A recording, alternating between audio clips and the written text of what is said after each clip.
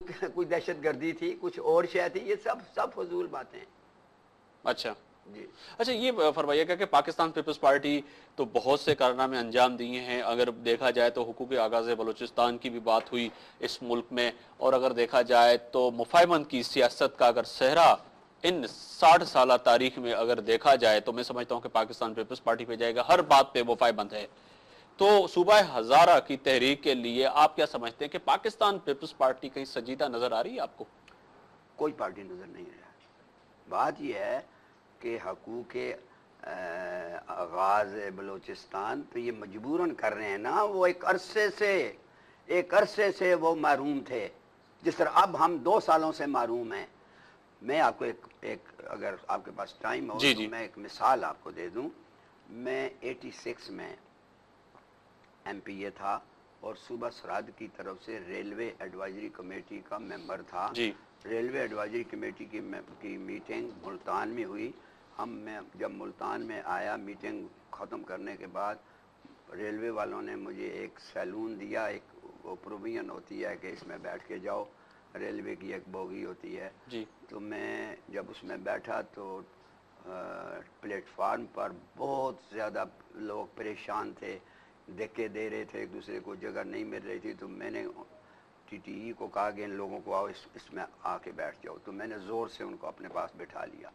بیٹھے پھر لمبی بات ہو جائے گی، جی بیٹھے وہاں پہ اسٹوڈنٹس تھے بلوچستان کے۔ تو پھر جب ان سے میری بات ہوئی تو میں نے ان سے پوچھا کہ آپ کیا تاثرات ہیں، آپ کیا جی کہنا چاہتے ہیں؟ تو کیٹیگریکلی انہوں نے کہا کہ ہم بہت بلوچستان محروم ہے اور ہم پاکستان کے ساتھ نہیں رہنا رہیں گے، کسی صورت نہیں رہیں گے۔ 86 میں یہ بات چل رہی ہے۔ 1986 میں آپ کو دوران سفر میں ان نوجوانوں نے احتجاج کرتے ہوئے بات بتائی تھی۔ اسٹوڈنٹس تھے یونیورسٹی کسی کے، یہ ملتان سائڈ پہ کوئی یونیورسٹی تھی، اس میں ریلوے میں ہمارا جی ان کا آپ نے نواز شریف کے خلاف بھی الیکشن لڑا 2 دفعہ، اگر دیکھا جائے تو اب کیا سمجھتے ہیں کہ کیا صوبہ تحریک ہزارہ کے جو قائد ہیں بابا حیدر زمان ہیں، وہ نواز شریف کے خلاف 2 دفعہ الیکشن لڑ رہے ہیں؟ پاکستان مسلم لیگ نون کا اس کے موقف کیوں چینج ہے؟ وہ آپ کی وجہ سے، آپ کی شخصیت کی وجہ سے؟ نہیں، پرسنل موٹیوز کی وجہ سے۔ وہ تیسری دفعہ وزیر اعظم بننے کے لیے سودا کیا ہے نواز شریف نے کہ مجھے تیسری دفعہ وزیر اعظم بننے کے لیے راستہ دو اور میں تمہیں پختونخوا اس کے لیے راستہ دیتا ہوں۔ یہ عوامی نیشنل پارٹی کے ساتھ پاکستان مسلم لیگ نون کے سربراہ نے سودا کیا یہ ہے؟ سودا ہوا ہے، پتہ کر لیں۔ اچھا جو لوگ پرسنل موٹیوز کے لیے سب کچھ قربان کر دیں، حالانکہ 2 دفعہ نواز شریف ہزارے سے جیت کر آیا میرے مقابلے میں، پتہ کریں جی تو کم از کم اخلاقی جواز تو ہوتا ہے کچھ۔ اخلاقیات کا تقاضا یہ ہوتا ہے کہ جن لوگوں نے تم پر اتنا بڑا احسان کیا ہے، تم ان کو اپنے ایک اس مقصد کے لیے کہ تیسری دفعہ تم وزیر اعظم بن جاؤ، سب کو ذبح کر دیا ہے اتنے لوگوں کو، اور ان کے جذبات، احساسات سب کچھ تباہ و برباد کر دیا، ان کا خون کر دیا۔ اچھا جی اچھا، یہ فرمائیے گا کہ آپ تو اب دیکھا جائے تو پاکستان پیپلز پارٹی کا جو میں نے آپ سے پہلے بھی سوال کیا کہ ان کا موقف کیا سمجھتے ہیں کہ اس وقت آصف علی زرداری جب مفاہمت کی سیاست تمام پارٹیوں سے، تمام لوگوں سے کر رہے ہیں، اور پاکستان پیپلز پارٹی اب یقیناً اگلے سال کے بعد وہ الیکشن میں اگر جائیں گے، تو کیا سمجھتے ہیں کہ اب ایک تحریک صوبہ ہزارہ کے لوگوں کی جو آواز ہے، کیا ان تک ان کی آواز نہیں پہنچ پا رہی؟ بالکل پہنچ پا رہی ہے۔ یہ جو آپ کہتے ہیں کہ مفاہمت کر رہے ہیں پارٹیوں سے، ان کی ضرورت ہے نا کہ یہ پارٹیاں اس کے ساتھ رہیں اور ان کی حکومت چلتی رہی اور کرسی ان کی بچی رہے۔ ہمارے پاس تو ممبر نہیں ہیں۔ ہم تو کوئی 2 سال سے اس تاریخ کو چلایا، اور تک پچھلے 6-7-8 مہینوں سے ہم نے پارٹی 6 مہینے سے ہم نے پارٹی رجسٹر کرائی ہے، political party, as a political party election commission کے پاس۔ تو ہمارے پاس تو آدمی نہیں ہے۔ 6 جون کو آپ نے کروائی تھی؟ جو غالباً جی 6 جون 2011 کو۔ اور یہ میں آپ کو بتاؤں کہ یہ جتنی پارٹیاں ہیں، یہ جتنے لوگ ہیں، یہ میں بار بار کہتا ہوں کہ اپنی ذات سے آگے، اپنے ناک سے آگے یہ دیکھتے نہیں ہیں۔ یہ ہمیں کیوں دیکھیں؟ ہمارے پاس ہے کچھ نہیں، لیکن اصولی بات یہ ہے کہ خلاقیات کا تقاضا یہ ہے، انسانیت کا تقاضا یہ ہے کہ ہم 2 سال سے احتجاج پر ہیں اور عوام ہیں. یہ جی کیا سمجھتے ہیں کہ ڈیموکریٹک پاکستان حکومت انتظامیہ بنیاد پہ کیا صوبے بنائے؟ صرف اور صرف انتظامی بنیاد پر بنایا. یہ جو پختونخوا بنایا یہ تو لنگوسٹک بنیاد پر بنایا. یہ غلط ہے. یہ اس میں یہ ہوگا کہ کل کوئی دوسری زبان بولنے والا جو ہوگا وہ کہے گا کہ ہمیں بھی زبان کی بنیاد پر علیحدہ صوبہ دے دو. تیسری زبان ہر 15-20 مائل کے فاصلے پر زبان بدل جاتی ہے.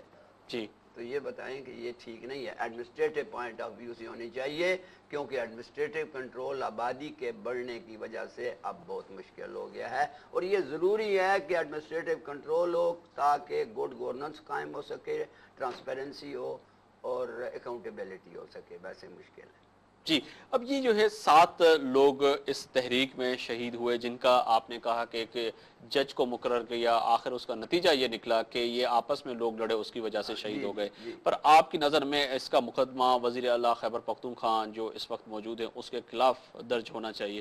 پر ان 7 افراد کے لوگ جو شہید ہوئے ہیں، ویسے تو خیبر پختونخوا اس وقت جنگ کا میدان بنا ہوا ہے، آئے دن وہاں پہ جس طرح خودکش حملے ہوتے ہیں، پر یہاں پر یہ 7 افراد جو اس تحریک میں شہید ہوئے، کیا ان کا خون رنگ لائے گا؟ لا مولا، خون شہیداں ہمیشہ رنگ لایا کرتا ہے. لیکن یہ آپ میرے سے سوال کریں کہ ان کی ایف آئی آر کیوں نہیں ہوئی ہے. بھائی آپ کو یہ بتائیں کہ یہ سارے پاکستان کے جو تھانے ہیں ان کا ذرا پتہ کر لو. کسی مسکین لاچار مجبور بے بس کی ایف آئی آر کوئی کرتا ہے؟ اور ہم تو حکومت کے خلاف لڑ رہے ہیں کہ یار یہ ہمارے ساتھ زیادتی مت کرو. جی اس کو ہماری بات سنو، ہم تمہارے سٹیک ہولڈر ہیں، ووٹر ہیں، تو ہماری بات، ہم تو ان کے خلاف لڑ رہے ہیں، تو وہ ہمارا ایف آئی آر کیوں کیسے مطلب متحدہ قومی موومنٹ کا اس خاص طور پہ آپ کی تحریک کے لیے ایک موقف بالکل ڈیفرنٹ ہے. پاکستان میں تمام جماعتوں کا تو ہے، پر ایم کیو ایم کے قائد اور ایم کیو ایم کی تمام جو رابطہ کمیٹی ان کا موقف کچھ ڈیفرنٹ ہے کہ صوبہ ہزارہ بننا چاہیے، اور اس کے ساتھ ساتھ انہوں نے قومی اسمبلی میں ایک قرارداد بھی پیش کی. اس پہ آپ کیا کہیں گے کہ ایم کیو ایم کا یہ موقف جو ہے اس کو، جو اس وقت نیشنل اسمبلی میں بھی ان کی سیٹیں ہیں، پروونشل اسمبلی میں بھی سیٹیں ہیں، اس تحریک کو جو انہوں نے کہا گیا ہے ان ایم کیو ایم کے قائد کی جانب سے کہ بننا چاہیے، اس بیان کو یا اس جو سوچ کو آپ کیسے دیکھتے ہیں؟ میں اس کو بہت اچھی نظر سے دیکھتا ہوں. یہ فرض نہ صرف ایم کیو ایم کا تھا بلکہ پارلیمنٹ میں جتنے لوگ بیٹھے ہوئے ہیں ان سب کا یہ فرض تھا کہ جہاں کہیں بھی یہ نیشنل اسمبلی کے ممبر ہیں، یہ اپنے حلقے کے، اپنی ریجن کے، اپنی یونین کے اور اپنے گھر والوں کے ممبر نہیں ہیں. یہ عوام، پاکستان کے عوام کے ممبر ہیں، اس لیے کہ پاکستان کے عوام کی یہ تنخواہ اور مراد لیتے ہیں، ان کے ٹیکسوں سے یہ اپنے پر خرچ کرتے ہیں، اپنی اولاد پر، اپنی عیاشیوں پر خرچ کرتے ہیں.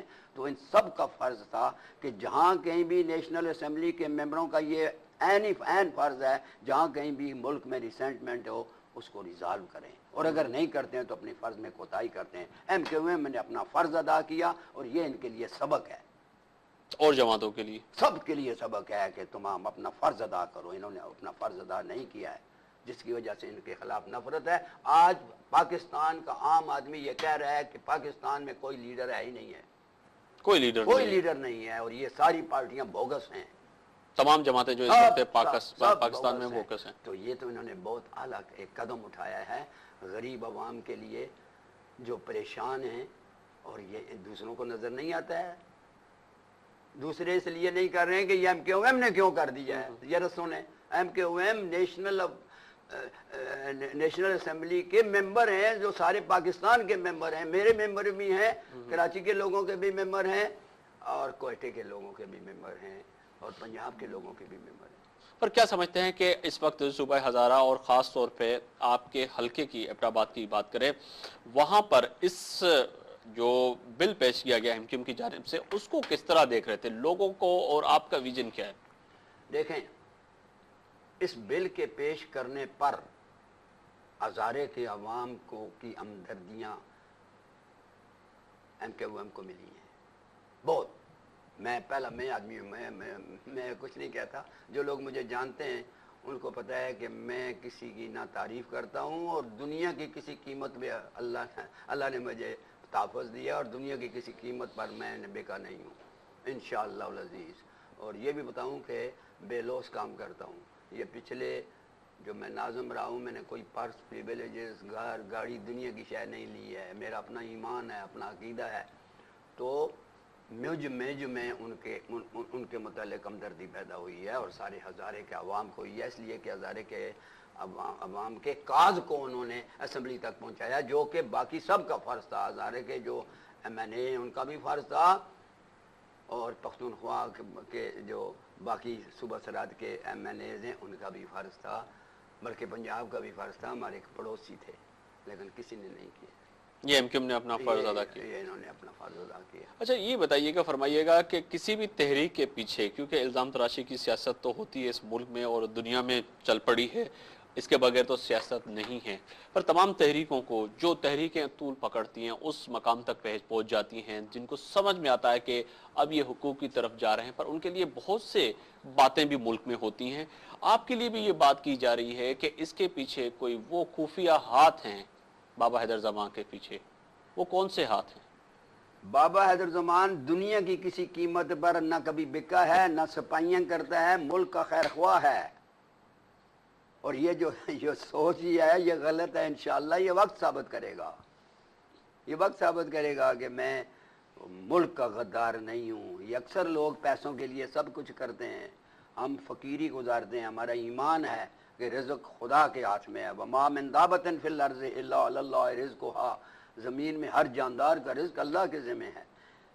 تو یہ تو ہاتھ پیر ادھر مارتے ہیں ادھر مارتے ہیں، کہیں سے پیدا کر لیں تو ان کی سوچ یہ ہوتی ہے کہ اس کے پیچھے کوئی ہاتھ ہوگا. جی اللہ جانتا ہے. بابا حیدر زمان صاحب میں آج کسی ہاتھ کو برداشت ہی نہیں کرتے. ایک چھوٹا سا بریک کا وقفے کا ٹائم ہو گیا. وقفے کے بعد جب آئیں گے تو بہت سے سوالات ناظرین ہمارے ذہنوں میں ہیں اور یقیناً آپ کے ذہنوں میں ہوں گے، جو ہم آج بابا حیدر زمان کے ساتھ بیٹھ کے بات کریں گے. ان کے سامنے رکھیں گے کہ آخر اس تحریک کو چلانے کے لیے جو فنڈنگ ہے وہ کہاں سے آتی ہے اور کس طرح یہ پیسے جنریٹ کرتے ہیں اور اتنے جڑ سے بڑے کرتے ہیں اور اس تحریک کو آگے لے کے چلیں. خوش آمدید کہتا ہوں. آج ہم بات کر رہے ہیں بابا حیدر زمان سے، قائد تحریک صوبہ ہزارہ. ان سے جس طرح بریک سے پہلے میں نے ایک سوال اٹھایا تھا کہ جو بھی تحریکیں چلتی ہیں اس پہ جو ہے آئے دن الزامات بھی لگتے ہیں اور الزامات کے ساتھ ساتھ اس تحریکوں میں دراریں بھی آ جاتی ہیں، جو یہاں پر بھی نظر آ رہا ہے کہ پچھلے دنوں دیکھا گیا کہ کراچی میں ایک صوبہ ہزارہ کے حوالے سے ایک یہاں پہ ایک بڑا جلسہ بھی ہوا جس کو کہا جاتا ہے کہ 1500 سے زیادہ لوگ اس میں نہیں تھے، پر ان لوگوں کا بھی دعویٰ ہے کہ اس میں کئی ہزاروں لوگوں نے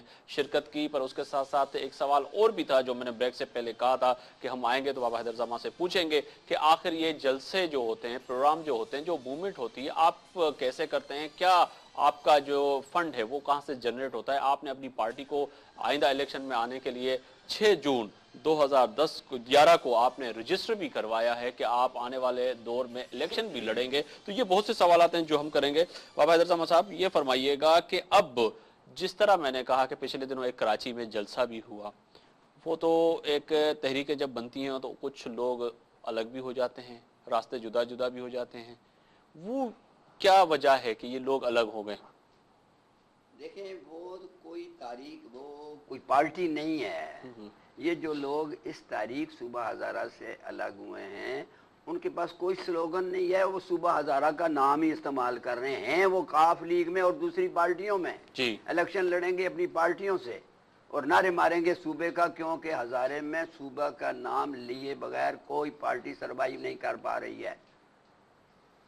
یہ آنے والے الیکشن کی تیاری ہے کاف لیگ کے تمام لوگوں ہم بھی کراچی میں جلسہ کیا، فلاں جگہ کیا، ہم صوبے کی بات کرتے رہے. ہم پارلیمنٹ میں بھی ہم نے بڑی کوشش کی ہے، بڑے لوگوں کو ملے ہیں، اس لیے ہم مستحق ہیں کہ ہمیں ووٹ دی جائے. تو یہ چیزیں اچھا ایک سوال اور بھی تھا جو میں نے بریک سے پہلے کہا تھا کہ ایک تحریک کو چلانے کے لیے، ایک پارٹی کو چلانے کے لیے بہت سے وسائل ہونا چاہیے. آج کے دور میں پاکستان میں یا اس دنیا کی بات کریں کہ فنانشلی جو ہے آپ کے پاس اتنی سخت ہونی چاہیے کہ آپ جلسے کریں. آج کل جس جگہ پہ آپ جلسہ کرانے جا رہے ہیں وہاں پہ تمام جلسوں کو میں نے کور کیا، وہاں پہ کروڑوں روپے لگائے گئے. مزار قائد پہ باغ جناب میں تحریک انصاف کا جلسہ ہوا، آل پاکستان مسلم لیگ کا جلسہ ہوا، اس کے بعد وہاں پر جو ہے مولانا فضل صاحب الرحمان نے بھی جلسہ کیا، وہاں پر جو ہے تمام جو ہے جماعتوں نے جلسے کیے، پھر ایم کیو ایم نے بھی کیا. 5 جلسے ہو چکے ہیں، اب چھٹا آپ کرنے جا رہے ہیں. اس جگہ پہ تو لاکھوں روپے کروڑوں روپے آپ کو چاہیے ہوں گے. تو آپ کے پاس اتنے پیسے کہاں سے آئے؟ دیکھیں ہمارے پاس